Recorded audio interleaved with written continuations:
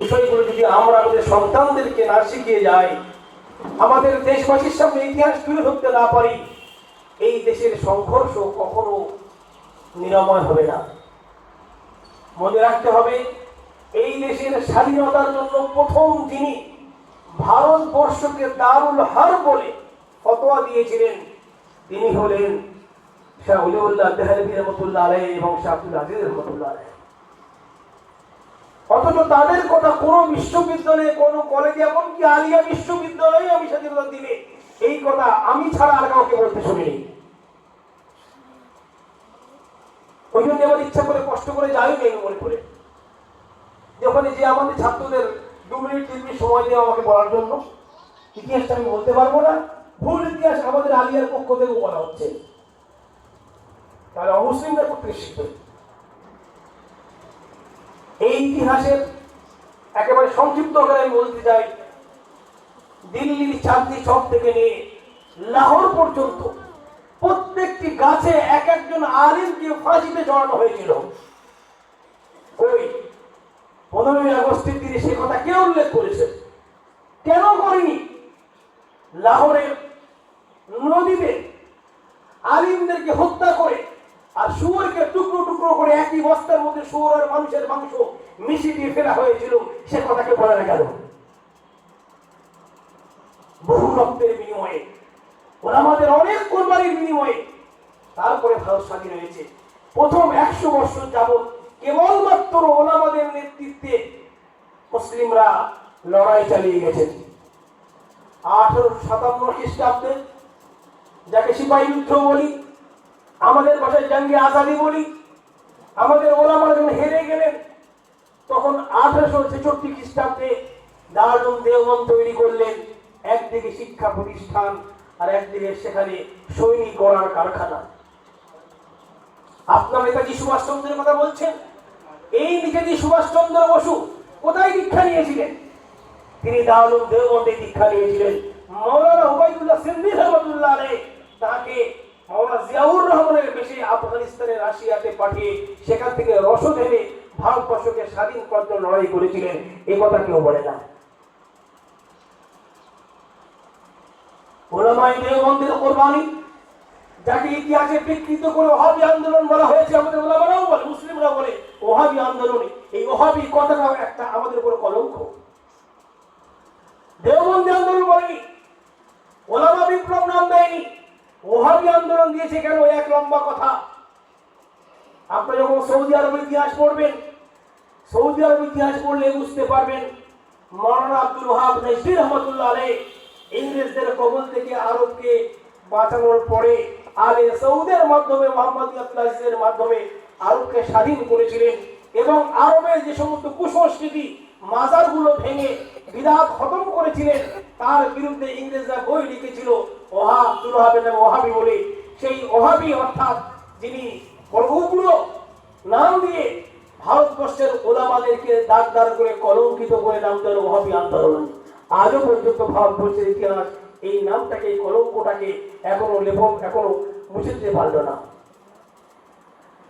মনে রাখবেন, শেখুল হিন্দ রহমাতুল্লাহ আলাইহি, যাকে নাম মাহমুদুল হাসান রহমাতুল্লাহ আলাইহি, দারুল দেওবন্দের প্রথম ছাত্র, তিনি মাল্টায় বন্দী ছিলেন এবং তার ছাত্র হুসাইন মাদানী রহমাতুল্লাহ আলাইহি, তারা যে রেশমি রুমাল আন্দোলন চালিয়েছিলেন, এই যে তাহরিক, এই তাহরিক নিঃসফল হতো, ভারতের মানুষের যে গাদ্দারি না করতো, আরো প্রায় 70 থেকে 80 বছর আগে ভারতবর্ষ স্বাধীন হতো।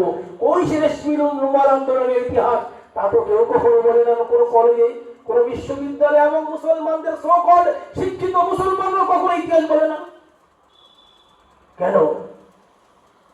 তার কারণ এই ভারতবর্ষের যে আসল ইতিহাস, সেই ইতিহাসটাকে একেবারে কলঙ্কিত করা হয়েছে, মুছে দেওয়া হয়েছে, মিথ্যে ইতিহাস রচনা করা হয়েছে। 1857 সালের পরে ভারতবর্ষের ওলামারা মাওলানা আবুল কালাম আজাদ রহমাতুল্লাহ থেকে শুরু করে অনেক পরে মাওলানা মোহাম্মদ আলী জওয়ার, মুফতি শরীয়ত আব্দুল্লাহ, মাওলানা কিফায়াতুল্লাহ রহমাতুল্লাহ আলাইহি, লক্ষ লক্ষ ওলামাদের কজনের নাম বলবো। মাওলানা আহমদ সাহেদী রহমাতুল্লাহ আলাইহি, ইসমাইল শহীদ রহমাতুল্লাহ আলাইহি থেকে শুরু করে তাদের যে বালাকোটের আন্দোলন, শামদির আন্দোলন, ভারতবর্ষ যে স্বাধীন হয়েছিল, এই সমস্ত বালাকোটের আন্দোলন, সেই আন্দোলনগুলো তারা 1947 সালের আগেও কিছু কিছু এলাকায় স্বাধীনতার পতাকা উড়িয়েছিলেন, সে কথা সবাই ভুলে গেছে। জয় হিন্দের নারা কারা দিয়েছিলেন, সারে জাহাজে আচ্ছা কারা লিখেছিলেন, কারা বলেছিলেন, ভারতবর্ষে এই তেরঙ্গা পতাকাকে এঁকেছিলেন, এবং প্রথম কলকাতায় প্রথম প্রজাতন্ত্র দিবস উদযাপন কারা করেছিলেন, লালকেল্লা থেকে ইংরেজদের পতাকা ছিঁড়ে প্রথম পতাকা মুসলমানদের মধ্যে থেকে কে উত্তোলন করেছিলেন, এই ইতিহাসটা কোনোদিন কেউ বলে না। 1947 সালের 15ই আগস্টকে এই দিনটাকে স্বাধীনতার জন্য চয়ন কারা করেছিলেন, কেন করেছিলেন জানেন? এই দিনটা ছিল হলো শবে কদর। শবে কদরের রাত ছিল, একটা পবিত্র দিন ছিল।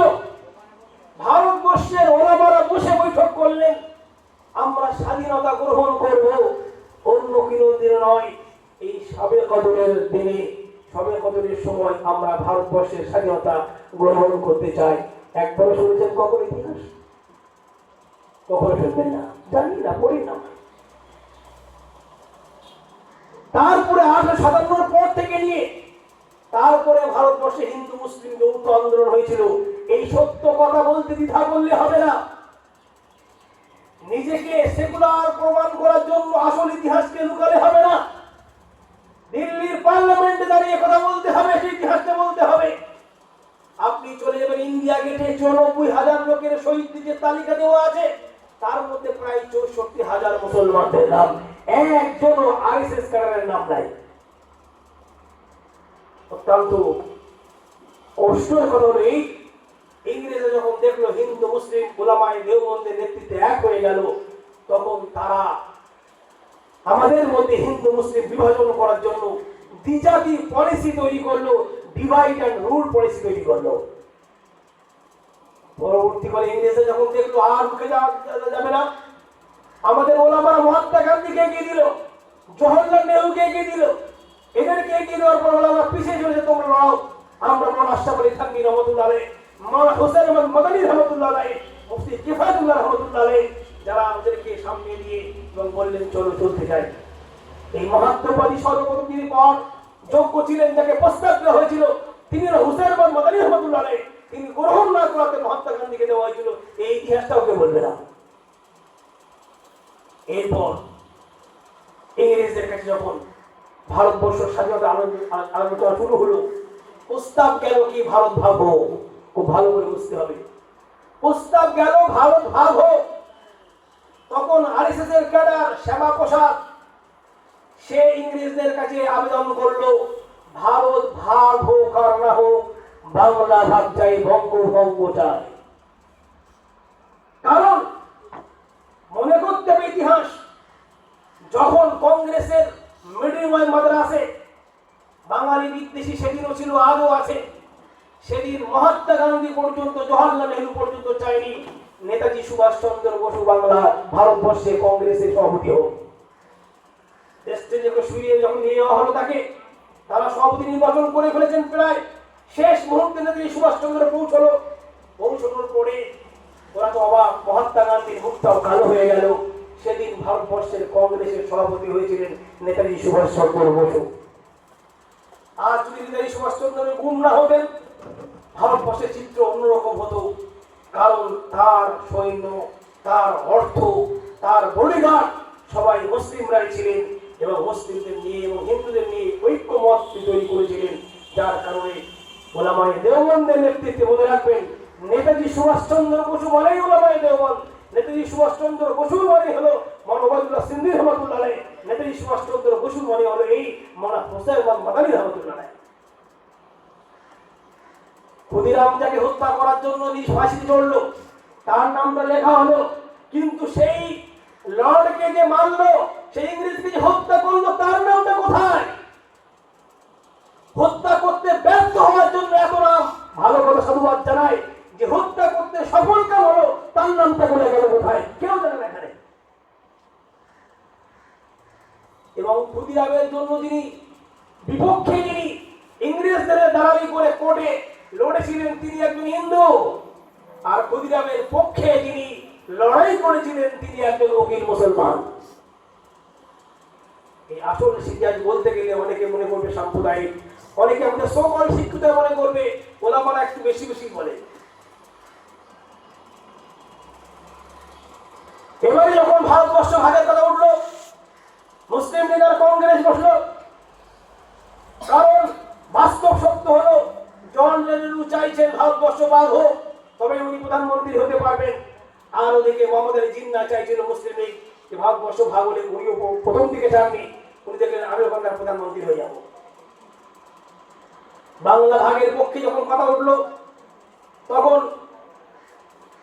ওরা বললেন যে তোমরা এক কাজ করো, আগে ভোটাভুটি করো, ভারতবর্ষে বাংলার ভাগের পক্ষে কজন আর বিপক্ষে কজন, ইতিহাস সময় নেই, আমাকে যেতে বলে প্রোগ্রামে। তো সেখানে যখন এই পুরো বাংলার রংপুর, ঢাকা, চট্টগ্রাম, ময়মনসিংহ, বর্ধমান, দার্জিলিং থেকে শুরু করে নিয়ে যে আমাদের প্রভিন্সগুলো ছিল, ভাগ করা ছিল বিভিন্ন, এর ভিতরে যখন ভোট হলো তখন ইতিহাস বলছে বাংলা ভাগের পক্ষে যে কজন হিন্দু এলসিএম এর এমপি ছিল সবাই বাংলা ভাগের পক্ষে ভোট দিয়েছিল, দুজন ভোট দেননি। আর যতগুলো মুসলিম ছিল সবাই বাংলা ভাগের বিপক্ষে ভোট দিয়েছিলেন। এই ইতিহাস। এবং যখন ভারতবর্ষ ভাগ হয়, যে 10টা সাইন আছে, জ্যোতি বসুর সাইন সবার নিচে আছে,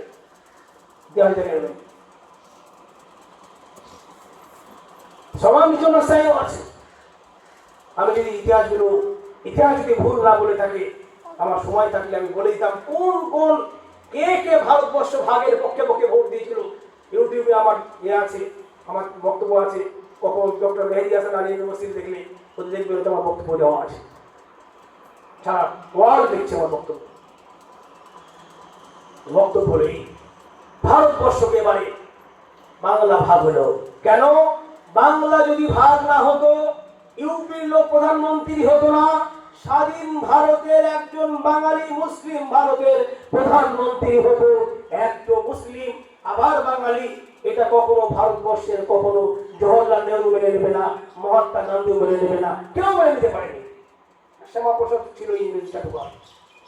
তো ভারতবর্ষ ভাগের পিছনে ইংরেজদের কুচক্রান্ত এবং তাদের সহযোগী আরএসএস, পরবর্তীকালে কংগ্রেস আর মুসলিম লীগের আপোষের লাভের কারণে এই ভারতবর্ষ খণ্ড বিখণ্ড হলো, অখণ্ড ভারতকে খণ্ড খণ্ড করে ভাগ করা হলো। আজ যদি ভারতবর্ষ ভাগ না হতো, ভারতবর্ষ গোটা পৃথিবীকে শাসন করত। আজকে আমি বলতে চাই, বাংলাদেশের বিভিন্ন দেশের ইতিহাস আমরা পড়ি, আমাদের দেশের মিডিয়া এসব করছে, বিভিন্ন ইতিহাস সত্য মিথ্যা করে আমাদের সামনে পরিবেশন করছে। আমি তোমাদেরকে বলতে চাই, ভারতবর্ষকে ভারতবর্ষ রূপে গড়তে গেলে ওলামারা যেমন আগে রক্ত দিয়েছিলেন, আজও এই মাদ্রাসাওয়ালাদের, আজও ওলামাদের উচ্চ শিক্ষায় শিক্ষিত হতে হবে। আমি একটা দেশের নাম বলছি, এক সময় যাদেরকে আফগানিস্তানের লোকেদেরকে সবাই কি বলতো? মূর্খ, কাট্টা, ওলামা, মোল্লা এসব বলতো, কিছু জানে না। আজকের গোটা পৃথিবীর ইতিহাস দেখিয়ে দিয়েছে যে তারা একজন মাথায় টুপি নিয়ে ওদের মতন ভালো ইংলিশ আমাদের ভারতবর্ষের রাষ্ট্রপতি প্রধানমন্ত্রী বলতে পারে না, বলতে অসুবিধা। এত সুন্দর ইংলিশ তারা বলছে, আরবি রকম বলছে, উর্দু রকম বলছে। আমি তোমাদের বলতে চাই, ভালো ইংরেজি শেখো, যতই আরবি শেখো না কেন, এই মুহূর্তের দাবি ভালো ইংলিশ বলতে না পারলে তোমার কণ্ঠস্বর পার্লামেন্ট পর্যন্ত যাবে না, তোমার কণ্ঠস্বরকে শুনবে না। ভালো নিজের মাতৃভাষায় বাংলা ভাষায় বুদ্ধিমত্তি অর্জন করো, না হলে তোমার ভাষা তোমার বক্তব্যকে গ্রহণ করবে না। ভালো আরবি ও উর্দু শেখো, না হলে তোমার বক্তব্য বাইরে যাবে না। তুমি দেশকে যে সেবা করবে, ভালো নাগরিক হবে, যেমন উচ্চ শিক্ষায় শিক্ষিত হতে হবে, ভালো ভাষাও জানতে হবে।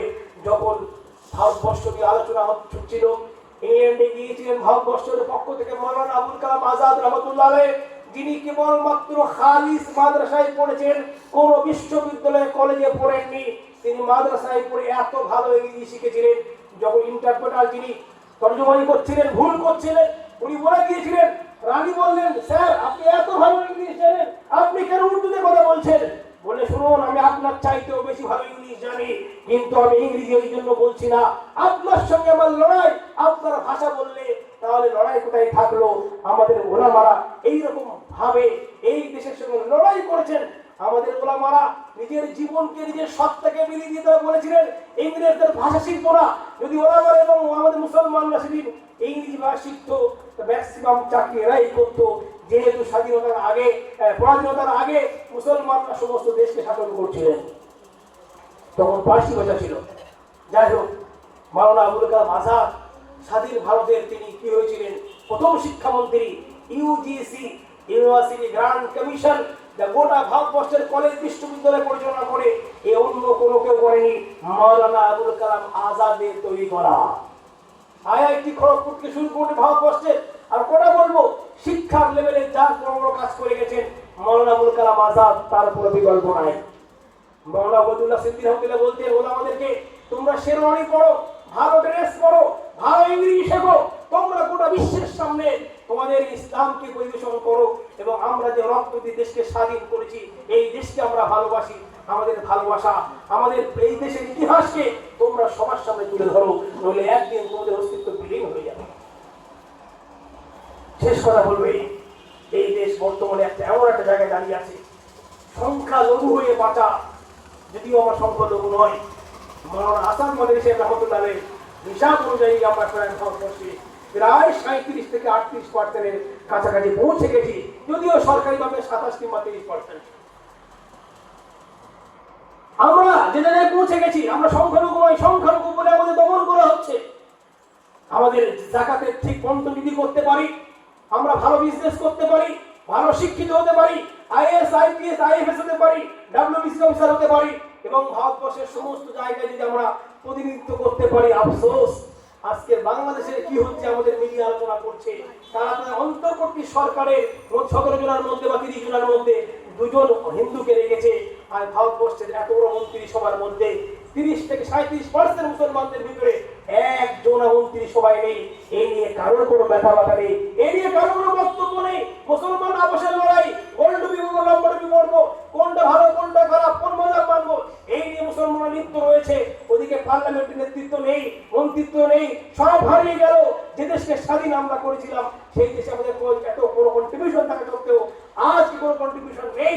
এই নিয়ে আমাদের কারো কোনো মতামত নেই, এ দিয়ে মিডিয়ার কোনো মতামত নেই, কেন্দ্র রাজ্য সরকারের কোনো মতামত নেই। পার্লামেন্টে অক্ষের সম্পত্তি আমাদের পিতামাতা রেখে গেছেন, তার আইন পরিবর্তন করতে চলেছে, তা নিয়ে কোনো আলোচনা নেই।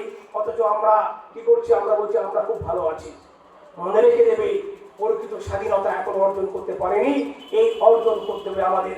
আমরা এই দেশকে ভালোবাসি, এই সংবিধানকে রেসপেক্ট করি, আমরা এই দেশকে ভালোবাসি, এই দেশে আমরা জন্মেছি। আমরা বলি মিনহা খালাকনাকুম, এই ভারতের মাটি থেকে সৃষ্টি হয়েছি, ওয়াফিহা নুঈদুকুম, আবার এই ভারতের মাটি বুকে নিয়ে কবরে চলে যাব, ওমিনহা নুখরিজুকুম তারাতান উখরা, আবার কাল কিয়ামতের দিনে আল্লাহর সামনে ভারতের মাটি বুকে নিয়ে উঠব। আমরা এমন মানুষ, আমরা এই দেশের মাটিতে রেগুলার 5 বার করে সিজদা করি, এই দেশকে এত ভালোবাসি। তারপরে আমাদের পরীক্ষা দিতে হয়, আমাদেরকে জিজ্ঞাসা করা হয় তোমরা ভারতকে ভালোবাসো না কোরআনকে ভালোবাসো। মনে রেখে দিই, আমাদের কোরআন শিখিয়েছে ভারতকে ভালোবাসা। তবে হ্যাঁ, হুব্বুল ওয়াতনি নিসফুল ঈমান, এটা কোনো হাদিস না, এটা কোনো হাদিস নয়, এর সঙ্গে হাদিসের কোনো সম্পর্ক নেই, এটা আমরা বলবো না। ভারতবর্ষ ভালোবাসা, দেশকে ভালোবাসাকে শিখিয়েছে আমাদের দেশ। তাই আমরা বলবো, আমরা সবাই মিলে এই দেশকে গড়বো, এই দেশকে বাড়াবো, এই দেশকে আগিয়ে নিয়ে যাব, এবং এই দেশের প্রত্যেকটা মানুষ এবং প্রত্যেকটা পশু সবাই যেন তার ইনসাফ ন্যায় পায়, তার মৌলিক অধিকার। আজকের কেন্দ্র রাজ্য সরকার সবাই মৌলিক অধিকার নিয়ে কথা বলে না। শিক্ষা, স্বাস্থ্য, বাসস্থান, কর্মসংস্থান, এই 4টের মৌলিক অধিকার রাজ্য এবং কেন্দ্র সরকারের দায়িত্ব ছিল এইগুলোকে পুরো করা, এই দাবিকে পুরো করা, ইমপ্লিমেন্ট করা। তারা করে এগুলো বাদ দিয়ে বাকি সব কাজ তারা করে রাজ্য কেন্দ্র সবাই। সেই জন্য এমন সরকার করা দরকার, আমাদের এমন মানুষ তৈরি করা দরকার, পার্লামেন্ট এবং বিধানসভায় এমন লোককে পড়াতে হবে যারা মানুষের মৌলিক অধিকার জাতপাত ভাববে না, দেশের সংবিধানকে রেসপেক্ট করে সংবিধান অনুযায়ী যার যা হক পুরো করবে। আল্লাহ পাক আমাদের সবাইকে সবার চেয়ে বেশি করে আমল করার তৌফিক দান করুন। আমি আজকের দিনে আমাদের দেশের বীর ওলামারা এবং মুসলমানরা এবং হিন্দু খ্রিস্টান জৈন যারা এই দেশের জন্য, স্বাধীনতার জন্য লড়াই করে রক্ত দিয়ে শহীদ হয়েছেন, আমি সবার মাগফিরাত কামনা করে আমি এখানে শেষ করছি। জয় হিন্দ, আসসালামু আলাইকুম ওয়া রাহমাতুল্লাহি ওয়া বারাকাতুহু। কবির ভাষায় জালালো আতিশো সাহাবো বরক পয়দা কর, जलालो आतिशो सहाबो बर्क पैदा कर, अजल भी कांप उठे तो इनकलाब पैदा कर। तू किसी के इनकलाब का इंतजार न कर, जो हो सके तो खुद ही इनकलाब पैदा कर।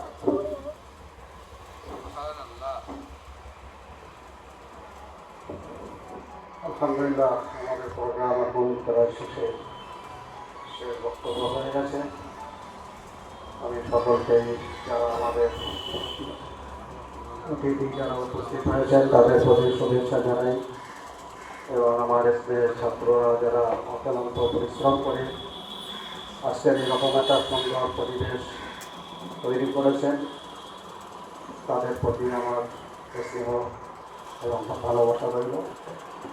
এখন যারা দেশের জন্য যারা ইমানদার যারা ইমান নিয়ে পৃথিবী থেকে চলে গেছে যারা স্বাধীনতার সংগ্রামী তাদের মাত্রাতের জন্য এবং সমস্ত মানুষের মাত্রাতের জন্য সংক্ষিপ্ত দোয়া হবে।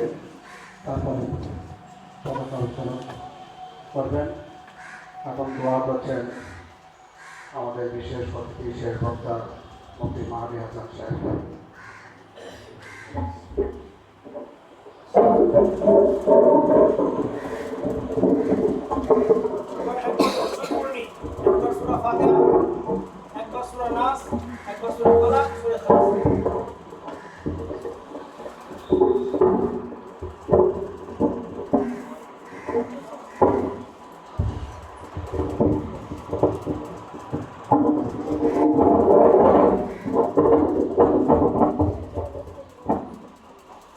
الحمدلله رب العالمين والصلاة والسلام على سيد الأنبياء والمرسلين وعلى آله وصحبه أجمعين. ربنا آتنا في الدنيا حسنة وفي الآخرة حسنة وقنا عذاب النار. اللهم يا حي يا قيوم برحمتك نستغيث أصلح لنا شأننا كله ولا تكلنا إلى أنفسنا طرفة عين. আমাদের সমস্ত গুনাহ মাফ করে দাও, সকলকে দিনের জন্য কবুল করে নাও। আজকের এই ভারতবর্ষের জন্য যে সমস্ত ওলামারা যে সমস্ত ভাইয়েরা কোরবানি দিয়ে শহীদ হয়েছে মাওলা তুমি সকলের মাগফিরাত করে দাও। যারা এই দেশের জন্য হিন্দু মুসলিম জৈন খ্রিস্টান শিখ নির্বিশেষে এই দেশকে গড়ার জন্য মেহনত করেছে মাওলা প্রত্যেকের উত্তম বদলা দান করো। ওগো আল্লাহ এই দেশকে পরিপূর্ণ স্বাধীন করার তৌফিক দাও, এই দেশের সংবিধানকে তুমি সংরক্ষণ করো, এই দেশের মধ্যে সাম্প্রদায়িক সম্প্রীতি করে দেওয়ার তৌফিক দাও। জাতি ধর্ম নির্বিশেষে ভারতবাসী হিসেবে আমাদের বাঁচার তৌফিক দাও। ওগো আল্লাহ যারা দেশের মধ্যে বিশৃঙ্খলা সৃষ্টি করছে সাম্প্রদায়িক আগুনে এই দেশকে ভূষিত করার চেষ্টা করছে মাওলা তাদের সমস্ত প্রয়াসকে নিষ্ক্রিয় করে দাও। হে আল্লাহ তুমি আমাদের সবার উপর রাজি হয়ে যাও, এই মাদ্রাসাকে কবুল করো, এখানকার কমিটি শিক্ষক ছাত্র অভিভাবক সকলের মধ্যে খালাস দান করো। এই মাদ্রাসার এই প্রতিষ্ঠানের জন্য তোমার গায়ে খাজানাকে তুমি পূরণ করে দাও। আজকের যে আমরা আলোচনা করেছি এই আলোচনাগুলো বাস্তবায়ন কর তৌফিক দাও আমাদের ভবিষ্যৎ প্রজন্মকে। হে আল্লাহ দিনদার মুখলিস এবং দেশপ্রেমিক বানিয়ে দাও, এই দেশকে গড়ার সংস্কারের জন্য তাদেরকে এগিয়ে যাওয়ার তৌফিক দাও। রব্বানা তাকাব্বাল মিন্না ইন্নাকা আনতাস সামিউল আলিম ওয়া তুব আলাইনা ইন্নাকা আনতাত তাওয়াবুর রহিম। সুবহানা রাব্বিকা রাব্বিল ইজ্জাতি আম্মা ইয়াসিফুন ওয়া সালামুন আলাল মুরসালিন আলহামদুলিল্লাহি রাব্বিল আলামিন।